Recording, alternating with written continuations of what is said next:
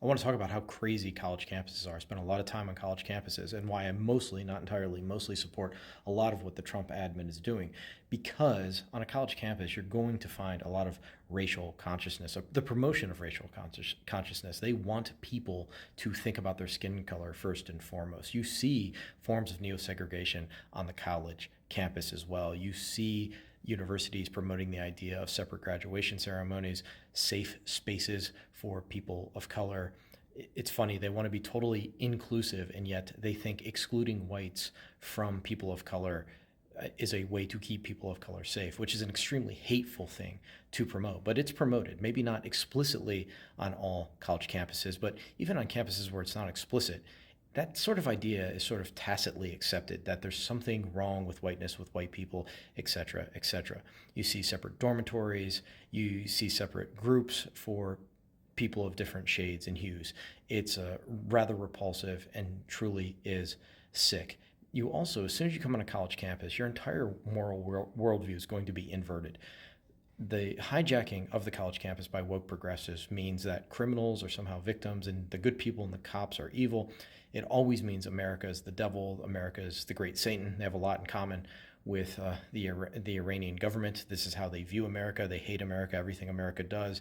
They can't stand America, so that's always inverted. They might talk about glowingly, or at least, show some respect to people who want to eat the rich, kill the rich, assassinate healthcare CEOs. You can see praise for certain terrorist groups. Obviously, we know that there was no dearth of students and professors around the country who look at and still look at Hamas as freedom fighters. Okay, they also have an animosity towards certain facts, right? That some people are smarter than others, right? They don't like this. They don't like reality. So, as one of my professors told me, the idea that some people are smarter than others is folk psychology. That is just not the case. And I'm sitting here thinking, like, I just had a conversation with my friend who's in astrophysics.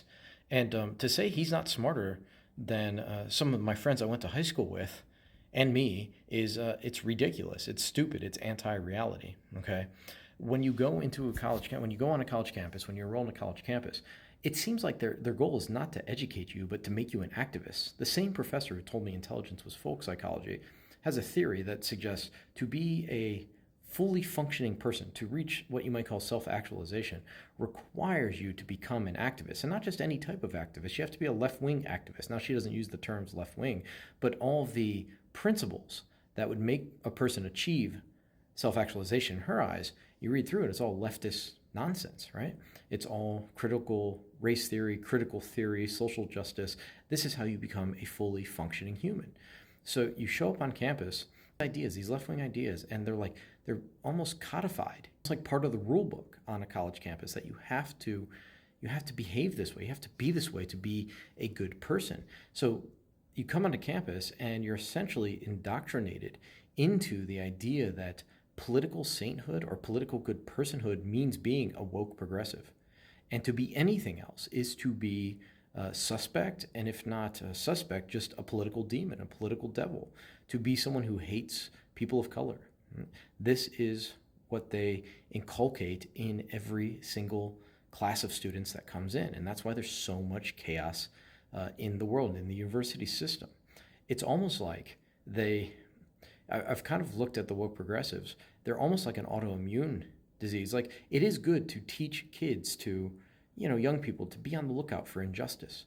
But when you mix that healthy impulse to be on the lookout for injustice with the relativism and inversion, bad history that is on the college campus, what ends up happening is that students come out and they can't distinguish between like a traditional liberal and a traditional conservative from a fascist. So it's like an autoimmune disease where you have this immune system. We want people to be on the lookout for justice, but they can't distinguish between healthy cells and cells that could do harm, so they attack the healthy cells. It's a real problem, okay? It's also, when you come on the campus, it's obviously biased. It's extremely biased. I think, I've seen stats that's like 97%, 99% of some departments are all Democrat, and we're really stretching the word Democrat here because Democratic Party, it's mostly a woke progressive party now. It's really far left. So the campus is just a place where if you're even slightly conservative, you're going to be a true minority. And a lot of students, well, I shouldn't say a lot, but the majority of conservative students on a college campus, a lot of them want to be quiet. It's hard to speak up because it's not just that they'll disagree with you. That's part of the college experience. It's that they'll disagree with you and they will look at you as if you're one of those political demons. It's really quite scary. And they've just embraced hate. When you're on the campus, there's not that joy of learning, that you don't get that tingly feeling. You know, when you go to a great library or you're on a great campus, like that's been gone. They've gutted that feeling.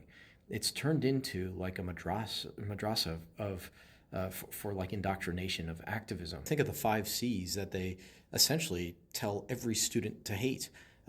Hate capitalism, hate the Constitution, hate colorblindness, hate Caucasians, and hate civility.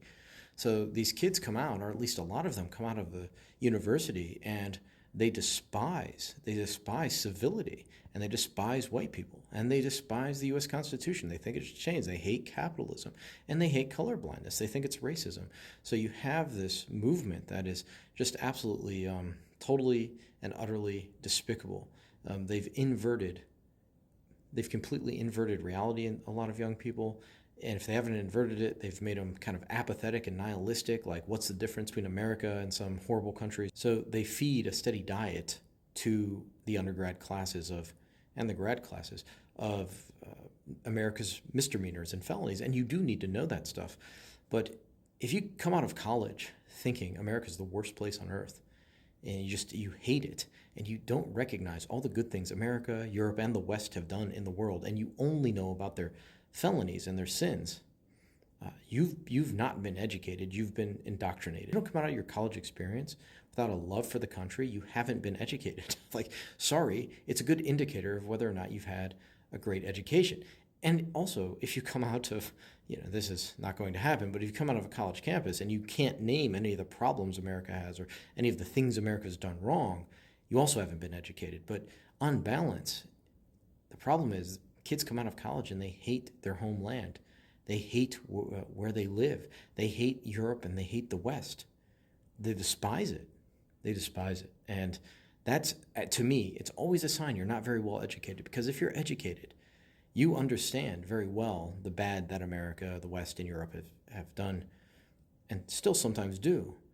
But overall, you're incredibly grateful and inspired by the West, America, and Europe for all they've given the world.